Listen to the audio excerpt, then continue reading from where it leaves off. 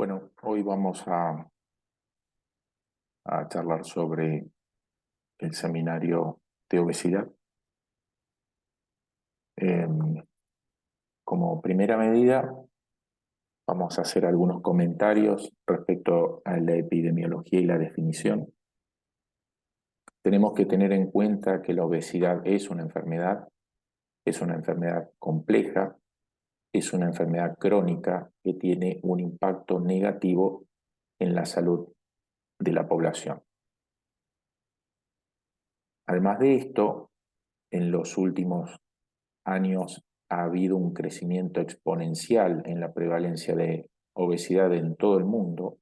Las tasas duplican, la obesidad en adultos, la obesidad en niños entre 6 y 11 años, y la triplican en adolescentes entre 12 y 19, 20 años. Esto es para tomar conciencia de esta enfermedad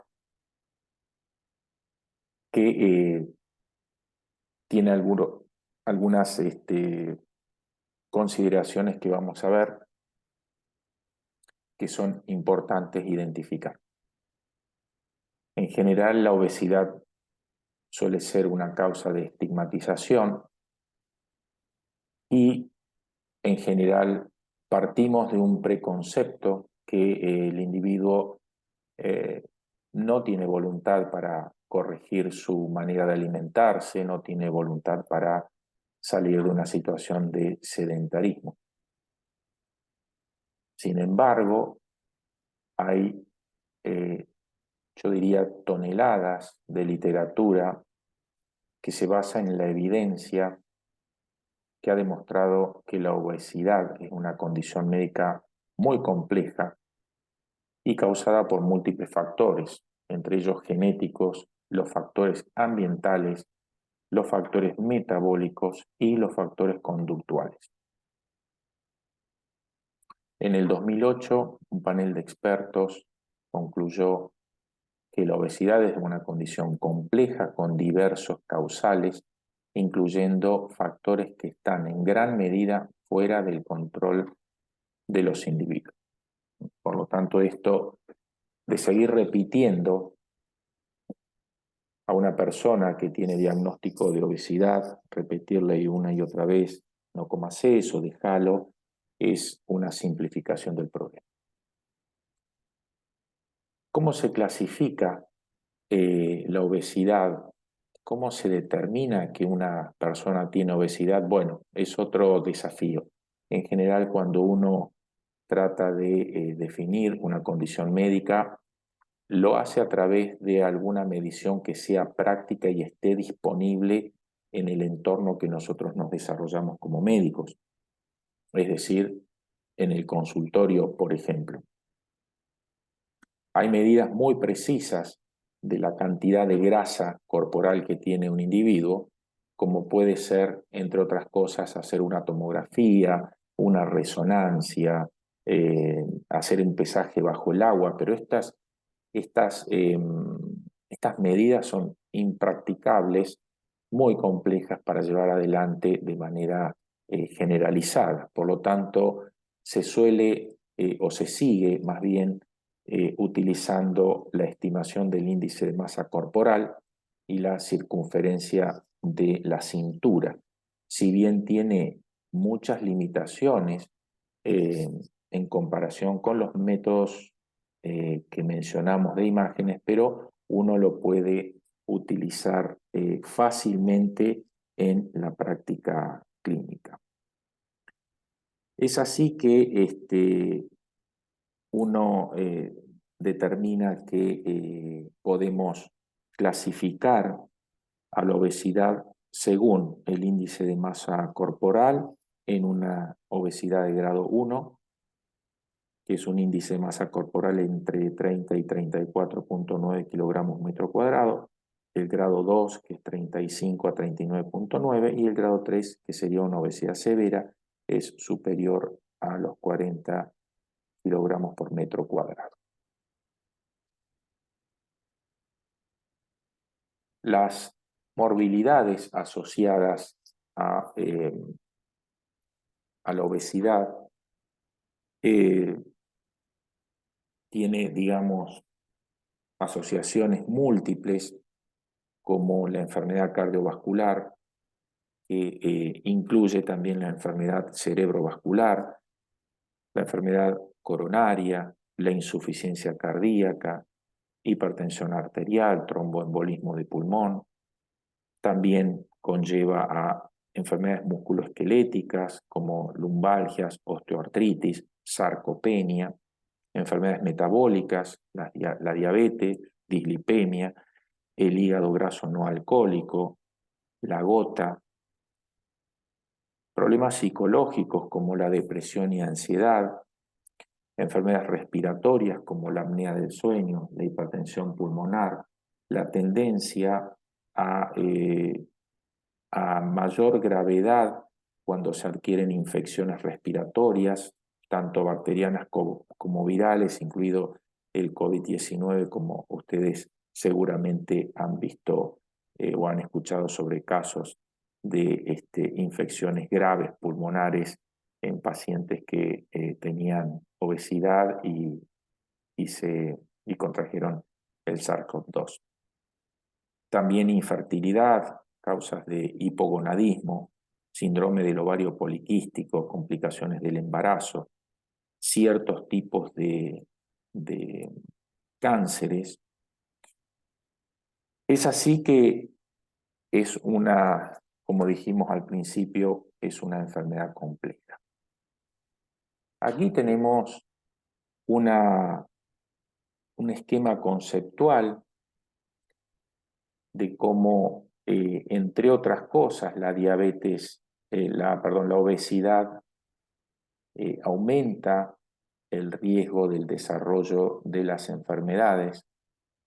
Por ejemplo, en el caso de aumentar la actividad simpática, aumentando la actividad del sistema renina-angiotensina-aldosterona, eso termina desarrollando hipertensión pulmonar, hipertensión arterial sistémica, y eso va a contribuir a la enfermedad vascular, a la ACV, a la enfermedad por insuficiencia cardíaca. El incremento de la producción de lípidos, triglicéridos, la liberación de ácidos grasos libres lleva a lipotoxicidad y esto al desarrollo de hígado graso no alcohólico y cirrosis, lo cual contribuye también a esto mencionado, las dislipemias, que va a abogar en favor de la enfermedad coronaria, el incremento de las adipoquinas, el incremento de citoquinas proinflamatorias, que va a llevar al síndrome de ovario poliquístico y la infertilidad, determinados tipos de cáncer, empeoramiento de la resistencia a la insulina, el desarrollo de diabetes tipo 2, el aumento de peso, el estrés, la compresión renal, el aumento de la presión intraabdominal va a llevar a hipertensión sistémica y pulmonar, apnea obstructiva del sueño, artrosis, reflujo gastroesofágico, cáncer de esófago y la enfermedad coronaria. Entonces, de esta manera queda plasmado cómo la obesidad puede relacionarse y puede ser un factor de riesgo muy importante para el desarrollo de enfermedades futuras. Bien, vamos a enfocar este año la fisiopatología de manera de tener en cuenta los siguientes aspectos que tienen que ver con el desarrollo de la obesidad. Como vimos, habían factores conductuales, factores que también mencionamos que estaban ya fuera del control del individuo. Por lo tanto, en la manera en que nosotros nos alimentamos, vamos a tener básicamente dos sistemas de control. Un sistema de control es el sistema de control homeostático, es decir, yo como para sobrevivir. Y otro es el sistema de control, o más bien no control, sino el sistema hedónico o el sistema que se llama de recompensa, es decir, como por placer. Este como por placer lo pueden identificar y es la mayoría de los casos en los cuales vamos a comer o salimos a comer y miramos un plato, otro plato, y es como comúnmente se dice, se nos antoja a todos. En realidad se nos antoja no por hambre, sino por ese recuerdo donde se activan este centro de la recompensa hedónico, donde dice, a mí eso me gustaba el sabor, me gusta el olor y lo quiero comer. Al comerlo, ese sistema hedónico se activa y dura muy poco. El placer dura apenas unos segundos, que es cuando toma contacto eh, ese alimento o esa comida con los receptores gustativos. Luego de lo cual, ya una vez que es deglutido, desaparece esa sensación de placer, por lo tanto, inmediatamente queremos volver a sentirlo, entonces seguimos comiendo eso, ¿no? Por ejemplo, un helado de dulce de leche, una cucharita del helado y queremos 2, 3, 10, 30, 60. Eso es porque estamos alimentando ese sistema hedónico o de recompensa, que no tiene nada que ver con el sistema homeostático del comer para sobrevivir. Bien.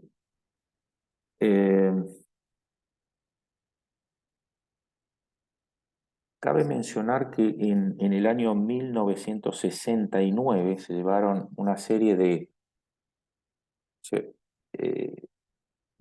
de estudios, se llevaron adelante en ratones con algunas observaciones, y en ese momento los autores de estos estudios concluyen que había un factor circulante que controlaba el apetito. Eh, Se lo denominaba o se lo codificó como gen DB. En el año 1994 se pudo determinar que ese factor circulante era lo que se denominó posteriormente la leptina, ¿no? Estudios posteriores eh, se, se tomaron, digamos, un grupo de ratones con determinados genes, los genes de la obesidad, y se le administró leptina, lo que provocó rápida pérdida de peso en esos ratones. Por lo tanto, fue un hallazgo realmente que revolucionó mucho, porque se pensó que ya estábamos frente a la cura de la obesidad. Pero lamentablemente más tarde se observó que cuando se le administraba leptina a personas con obesidad, era efectiva solo en una pequeña proporción de los individuos. Y se determinó, cuando ya se podía medir la leptina en sangre, que la mayoría de las personas con obesidad, curiosamente, tenían niveles elevados de leptina. Aunque no pudo en realidad desarrollarse un tratamiento, este descubrimiento marcó el inicio de algo muy importante, que fue la era neurohormonal en el estudio de la obesidad. Luego se descubre el sitio de acción de la leptina, se descubre un número cada vez mayor de hormonas con efectos a corto y largo plazo en el tema de regular el apetito o la saciedad y que permite a los seres humanos sobrevivir. Es decir, componentes del sistema de control homeostático. El eje neuroentérico está compuesto por múltiples señales bidireccionales entre el sistema nervioso central y el sistema endocrino entérico y la microbiota. A nivel central, el hipotálamo es el centro o el sitio primario para el control metabólico porque es el origen de las señales que tienen efectos sobre el control del apetito y el gasto energético basal. Para seguir muchas veces esta charla es importante ir haciendo un gráfico, ¿no?, con lo que vamos nombrando como centros y vías. De esa manera uno se puede afianzar más el concepto. Estas señales aferentes, es decir, que llegan al hipotálamo, son estimuladas por mecanorreceptores y quimiorreceptores y se transmiten a través del nervio vago hasta el tronco del encéfalo por por vía posterior con los nervios paraventriculares, dorsomedial y arcuatos. Los núcleos, perdón. De esta manera, estos núcleos del hipotálamo también se asocian a la amígdala que recibe este tipo de aferencias. También estas señales se pueden acceder directamente al núcleo del tracto solitario del tronco encefálico o al hipotálamo a través de alteraciones de la barrera hematoencefálica. En la porción medial del núcleo arqueado, las hormonas orexígenas, como por ejemplo el nucleopéptido Y y el péptido relacionado con agouti, así como suena, agouti, son producidas por neuronas de primer orden. En la porción lateral, las hormonas anorexígenas, como la proopiomelanocortina y la hormona de transcripto regulada por cocaína y anfetaminas, conocida como CART, proopiomelanocortina y CART, nucleopéptido Y y el péptido relacionado con agouti. Estas se producen en respuesta a múltiples señales periféricas secretadas por el tejido adiposo y por el tracto gastrointestinal, como son la leptina, adiponectina, insulina, grelina, glucagón, péptido tirosina, colecistoquinina. Entonces tenemos aquí las anorexígenas y la grelina como orexígenas. Estas llegan, ¿no?, estos estímulos, estas señales llegan al hipotálamo a través de estas hormonas.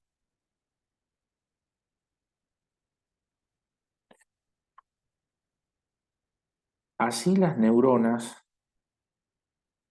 proopiomelanocortina CART inhiben, estas hormonas inhiben a el neuropéptido Y el relacionado con agouti a través de una beta endorfina.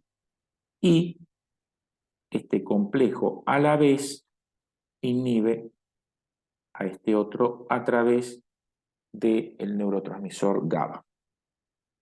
El segundo punto de contacto hipotalámico es el núcleo paraventricular, donde los efectos orexígenos y anorexígenos de las señales del núcleo arqueado se inician mediante su unión a los receptores de melanocortina tipo 3 y tipo 4, así como en respuesta directa a los niveles de leptina, produciendo así hormonas anorexígenas como la hormona liberadora de corticotrofina o la hormona liberadora de tirotrofina, la TRH, también la oxitocina.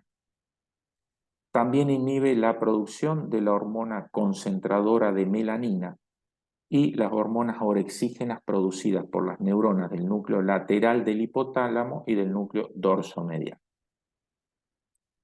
Las moléculas que participan en el equilibrio energético a largo plazo, recordemos que hay un sistema homeostático a largo y a corto plazo.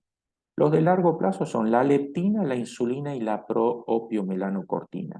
Los que participan en el balance energético a corto plazo son el neuropéptido Y, el relacionado con agouti, la grelina, los endocannabinoides, la secretina, la colecistoquinina, incretinas, el polipéptido pancreático, etc. La leptina se produce en el tejido adiposo blanco y sus concentraciones son directamente proporcionales a la masa grasa corporal. Es decir, a mayor masa de grasa corporal, mayor concentración de leptina. Los niveles de leptina aumentan después de comer para suprimir el apetito y aumentar el gasto energético, y disminuyen los niveles en ayunas o cuando hay demanda energética. Durante el ayuno, la disminución de los niveles de leptina, junto obviamente a la insulina, como ustedes saben, estimula el apetito y suprime la actividad simpática, la acción de las hormonas tiroideas y la termogénesis. La leptina actúa en el núcleo arqueado uniéndose a la forma larga del receptor de la leptina, activando así las neuronas que expresan este complejo e inhiben la producción de este complejo. Otras acciones incluyen la activación de la cascada de señalización que inhibe el apetito y estimula el gasto energético. Los efectos anorexígenos de la leptina también se pueden explicar por la inhibición del hipotálamo lateral y de las neuronas dopaminérgicas mesolímbicas. Las personas con obesidad tienen lo que se llama un estado de resistencia a la leptina, que resulta en la incapacidad de la leptina para unirse a sus células diana, una reducción en la expresión de los receptores para la leptina o alteración en la señalización de estos receptores. Estas alteraciones son las que explican las elevadas concentraciones de leptina que se encuentra en la mayoría de los pacientes con diagnóstico de obesidad. Finalmente, la leptina participa en el punto de ajuste del peso corporal en el que el cuerpo busca recuperar su peso anterior. Cuando un individuo disminuye de peso, se genera una especie de contrapeso en los niveles hormonales y en el metabolismo, conduciendo a una recuperación del peso basal o de referencia. Esto puede explicar muchas veces por qué las intervenciones para perder peso pueden ser inicialmente efectivas, seguidas de una recuperación luego de suspender el tratamiento en la mayoría de los pacientes, incluso después de una cirugía bariátrica. Este fenómeno se debe a una reducción del gasto energético en reposo, donde el cuerpo detecta una disminución de leptina sérica con reducciones posteriores del tono simpático y un aumento del tono vagal. Este contrapeso va a promover la activación de la lipoproteína lipasa y conduce a un aumento de la absorción de ácidos grasos y de glucosa para, eh, digamos, comenzar a activar la lipogénesis en el tejido adiposo. Y además se favorece la secreción de insulina por las células beta del páncreas, provocando el aumento de peso. Al igual que la leptina, la insulina está directamente relacionada con la adiposidad. Por lo tanto, un aumento en los niveles de insulina se relaciona con la disminución del apetito. La insulina, por otra parte, ingresa al sistema nervioso central e interactúa con los receptores insulínicos en los núcleos arqueados, dorso medial y paraventricular del hipotálamo. La insulina comparte la vía de no interesa tanto el nombre, comparte una vía con la leptina. La administración de insulina en el tercer ventrículo, esto se hizo en el contexto de una investigación, cuando se administraba insulina en el tercer ventrículo, había una reducción en la expresión del neuropéptido Y en el núcleo arqueado y un aumento de la concentración en, en las hormonas, perdón, en la propio melanocortina. En los pacientes con obesidad, estas acciones disminuyen debido a la resistencia a la insulina, que se desarrolla por diferentes motivos, entre ellos, como vimos en la diapo anterior, el aumento de citoquinas proinflamatorias. Estas citoquinas, por ejemplo, la interleuquina 6 o el factor de necrosis tumoral, se producen principalmente en el tejido adiposo visceral debido a un aumento de la expresión del receptor tipo TOL4. Este aumento de citoquinas se debe al tejido adiposo, este aumento en realidad se debe a una disfunción mitocondrial a nivel de los adipocitos y una síntesis de ATP también a nivel, con una disminución de la síntesis de ATP.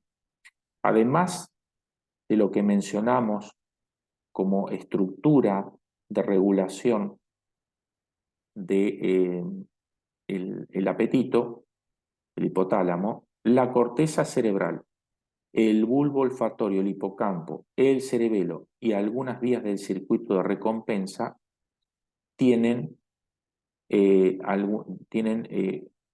alguna acción para mediar en el efecto de la insulina en el control del apetito. La porción lateral del núcleo arqueado tiene neuronas que expresan propio melanocortina. Esta es scinde mediante una enzima en hormonas estimulantes de los melanocitos, de la ACTH, lipotrofinas, beta y gamma y la beta endorfina. Es de particular relevancia la producción de las hormonas estimulantes de los melanocitos en respuesta a la leptina, entre otras, y la secreción de la propia melanocortina es autoinhibida por la beta endorfina que se produce junto con la hormona estimulante de los melanocitos y se une al receptor opioide mu.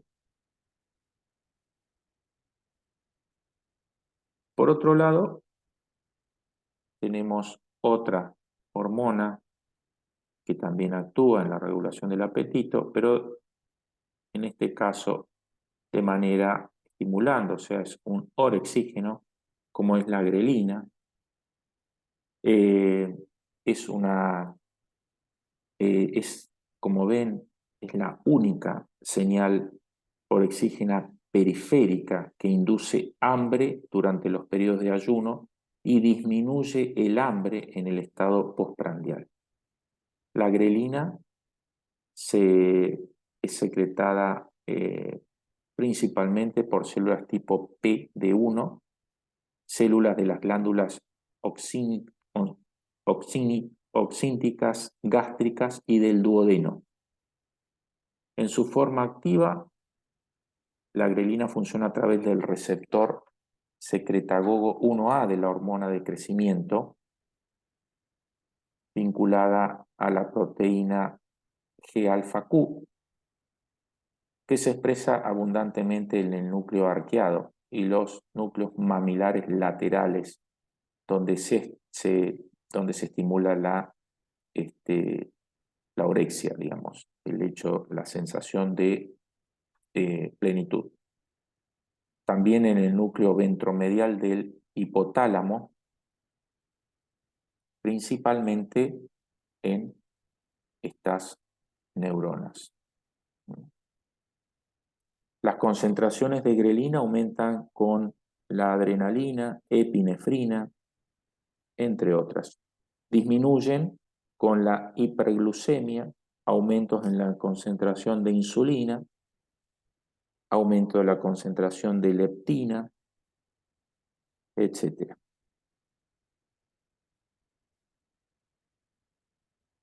Bien, también es de mencionar la colecistoquinina, que está relacionada con la saciedad y la reducción del tamaño de las comidas. La colecistoquinina es secretada en el duodeno y en el sistema nervioso entérico y en el sistema nervioso central. La forma principal de la colecistoquinina se une al receptor tipo 1, expresado en las vías aferentes vagales, la vesícula biliar, el páncreas exócrino y endocrino y los riñones. El receptor tipo 2 se encuentra en el cerebro. En cuanto al control del apetito, la colecistoquinina está mediada por la presencia de alimentos a nivel intestinal.